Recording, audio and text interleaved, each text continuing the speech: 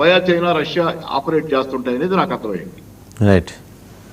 పుల్లారావు గారు, డాక్టర్ పుల్లారావు గారు, ఇంకొక మేజర్ డెవలప్మెంట్ మనం కనుక చూస్తే మనకి పాకిస్తాన్తో ఈ కాన్ఫ్రంటేషన్ ఉన్న టైంలో మన డిఆర్డిఏ ఒకటి డెవలప్ చేసింది, ఒక missile, portable anti tank guided మిసైల్ని విజయవంతంగా పరీక్షించింది. ఇది పాకిస్తాన్ రేపొద్దున అంటే యుద్ధం అనేది కాదు కానీ ఆపరేషన్ సింధూర్ ఎలాగో అది దట్ ఈస్ ఇన్ వోగ్, వాళ్ళేమో ఆపినట్టు చెప్పలేదు కాబట్టి అది ఉన్నట్టే అనుకోవాలి.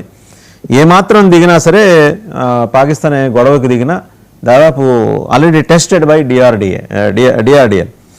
ఇది కనుక వస్తే రేపొద్దున ఈ రేంజ్కి పాకిస్తాన్లో లాహోరు పైన అవతల కూడా దాటి కొట్టగలదు అని ఇండికేషన్స్ వస్తున్నాయి. ఇప్పుడు ఇంత డెవలప్మెంట్స్ జరుగుతున్నప్పుడు డెఫినెట్గా అటు పాకిస్తాన్ మళ్ళీ వెళ్ళి అదే వైట్ హౌస్కి వెళ్ళి అక్కడ భోజనం చేసి అక్కడి నుంచి ₹1000 జేబులో వేసుకుని వాళ్ళు హెల్ప్ తీసుకునే అవకాశం ఉంది కదా అసీం మునీర్. ఒకటి ఆసిఫ్ మునీర్ స్నేహం ఆయన చెప్పుకుంటున్నాడు ఇక్కడ ట్రంప్తో. వెళ్ళాడు, ఏదో కొనుక్కున్నారు, వచ్చారు, టైం ఇస్తాడు. బిజినెస్ మ్యాన్ ఎవరు కలుస్తానో టైం ఇస్తాడు ట్రంప్. మీటింగ్ పిలుస్తాడు, ప్రెస్ కాన్ఫరెన్స్ పెడతాడు, భోజనం పెడతాడు, అంతే.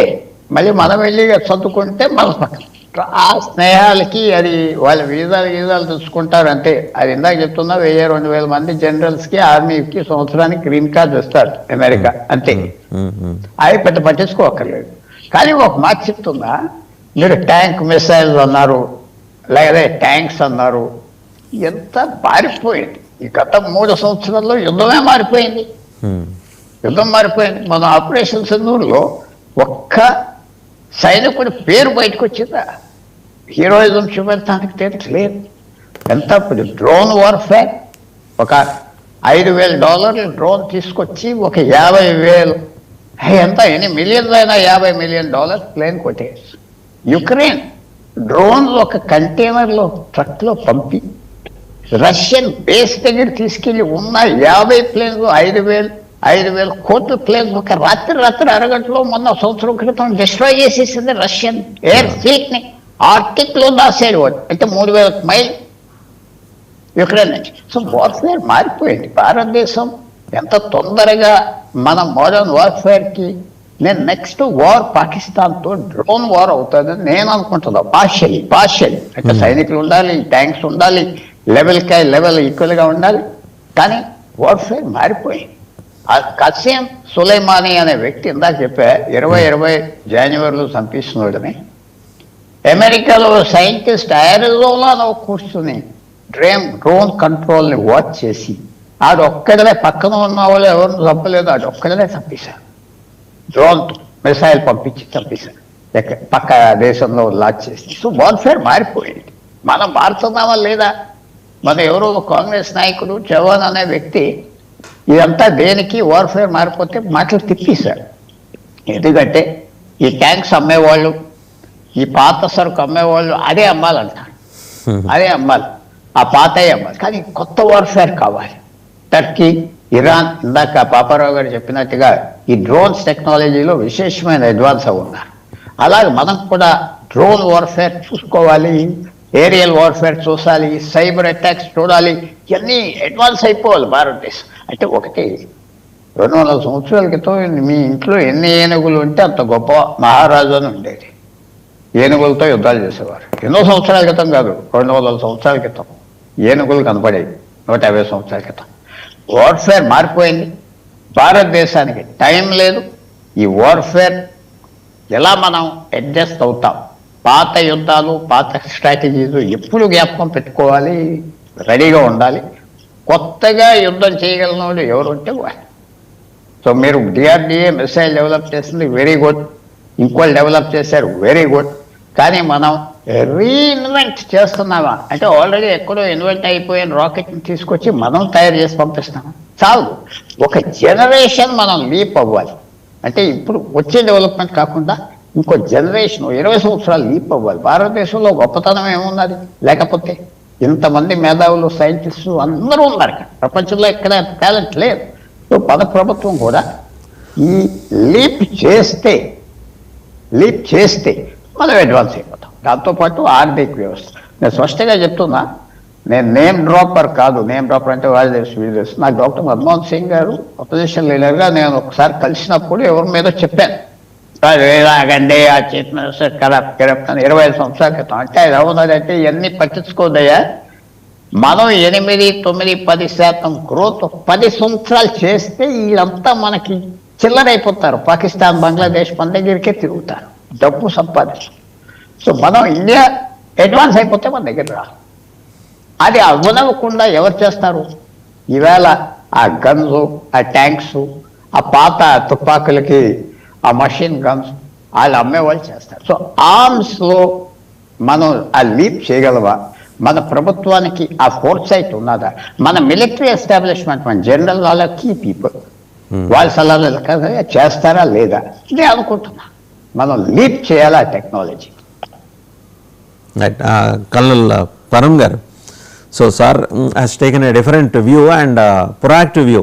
ఇన్ఫ్యాక్ట్ వారు చెప్పింది పాక్షికంగా పాకిస్తాన్తో జరిగే యుద్ధం డ్రోన్ వార్, సైనికులు బార్డర్లో ఈ ట్యాంకులు ఉండరు అని చెప్పట్లా, వాళ్ళతో పాటు పాక్షికంగా ఇది జరుగుతుంది.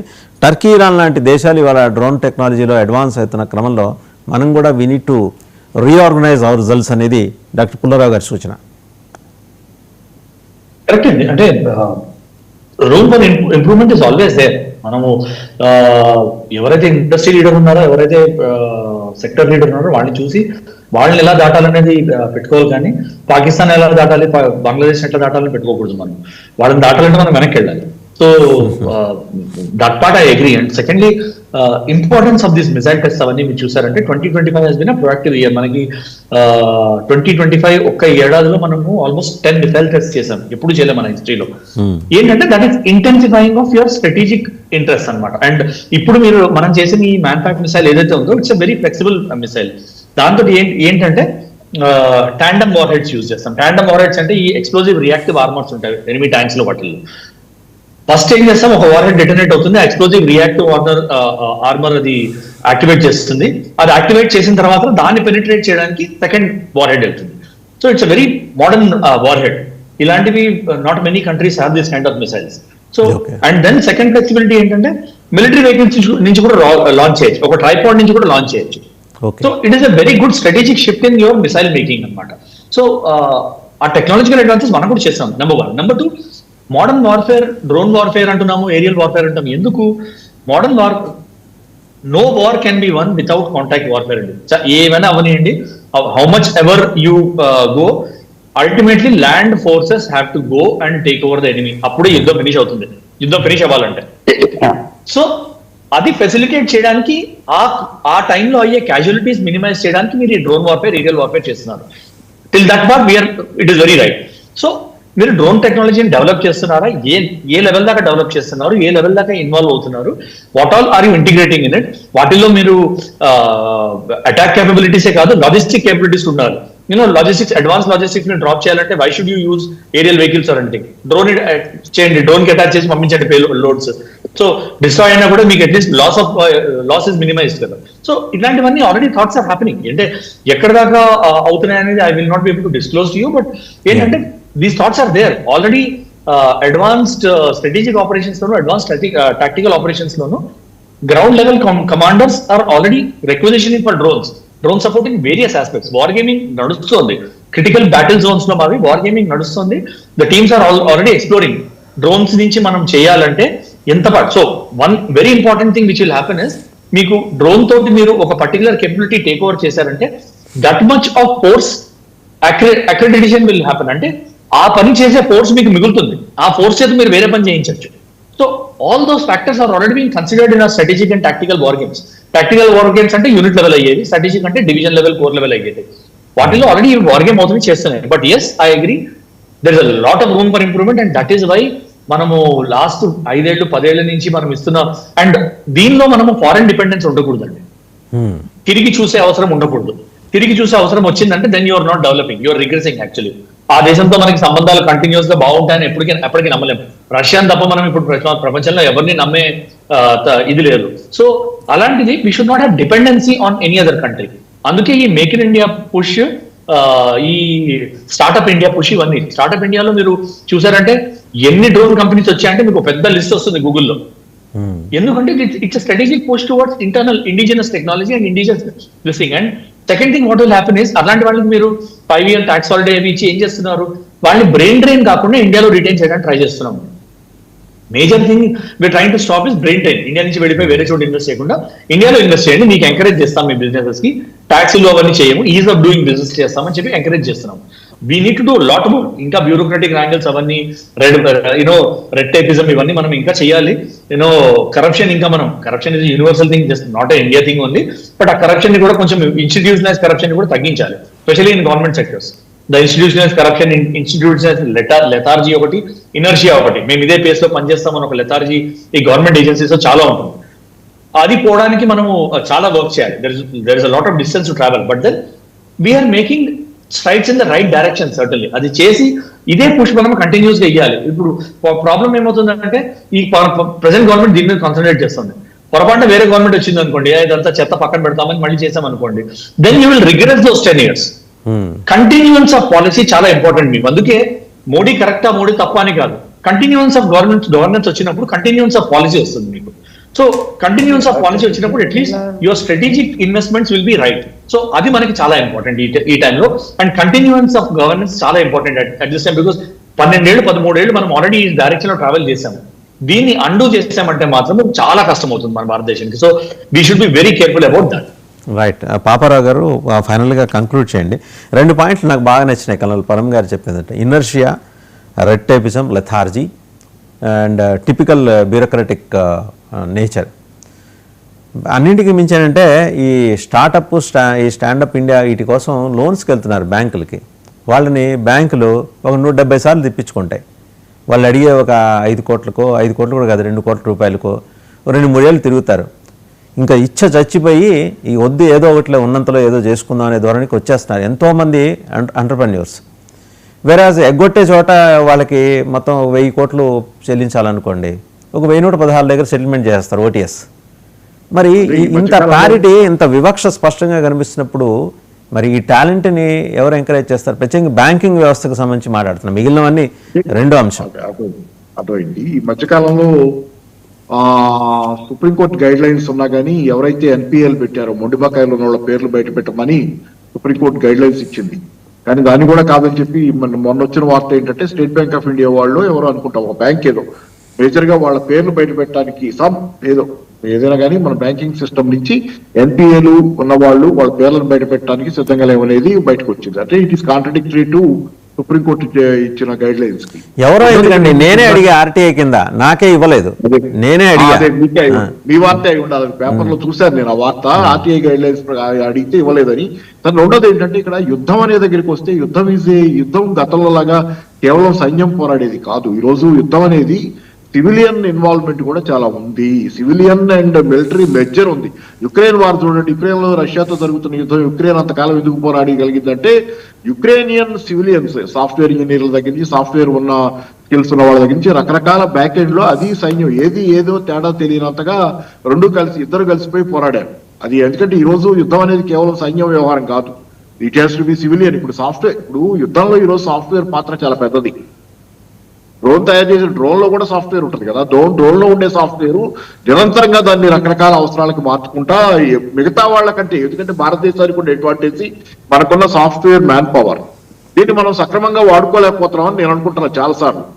మీరు సివిలియన్ అండ్ మిలిటరీ మెజర్ రెండు కలిసి యుద్ధం అంటే ఈ రోజు వేరే సైన్యం పోయి సరిహద్దులో పోరాడేది కాదు, ఇక్కడి నుంచి కూడా పోరాడే అవకాశాలు ఉంటాయి. దానిలో మీకు గనక ఉంటే గనక స్కిల్స్, సాఫ్ట్వేర్ స్కిల్స్ కానీ ఇంకోటి రిమోట్ దీనిలో కూడా పోరాడేది ఈ రోజు యుద్ధం అనేది ఇక్కడే జరుగుతుంది. అదే కాబట్టి ఏంటంటే ఈ రోజు దాని అంతటినీ ఒక కన్వర్జెన్స్ కావాల్సిన అవసరం ఉంది. సివిలియన్ అండ్ మిలిటరీ భారతదేశంలో పెద్దగా జరగలేదు నాకు అర్థమైనంతలో, చాలా మంది చేసుకెళ్తున్నారు దీన్ని. సరే, దాంతో పాటు ఎసిమెట్రిక్ వార్ఫేర్ మన పాకిస్తాన్ మనమే ట్రై చేసింది కూడా.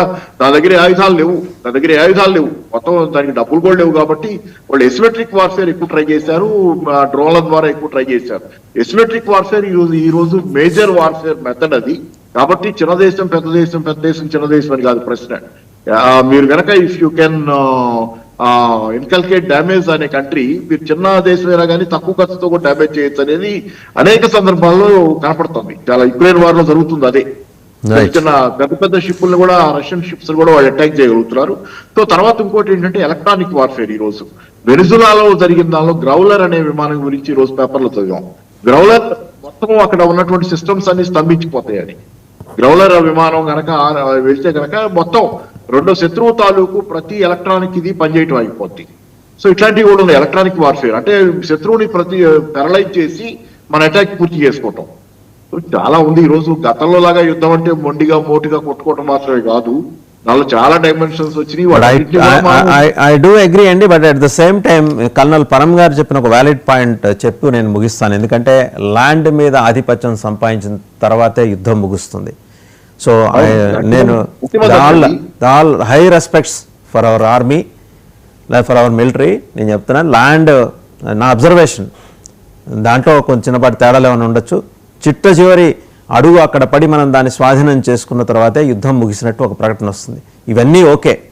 ఈ ఆధునిక వార్ఫేర్ డాక్టర్ పుల్లారావు గారు చెప్పింది, మీరు చెప్పింది, ఈవెన్ కల్నల్ పరం కూడా చెప్పారు. వీటన్నిటిని మనం అంగీకరిద్దాం. బట్ మన సైనికుడికి వందనం. థ్యాంక్ యూ వెరీ మచ్ అండి ఫర్ పార్టిసిపేటింగ్.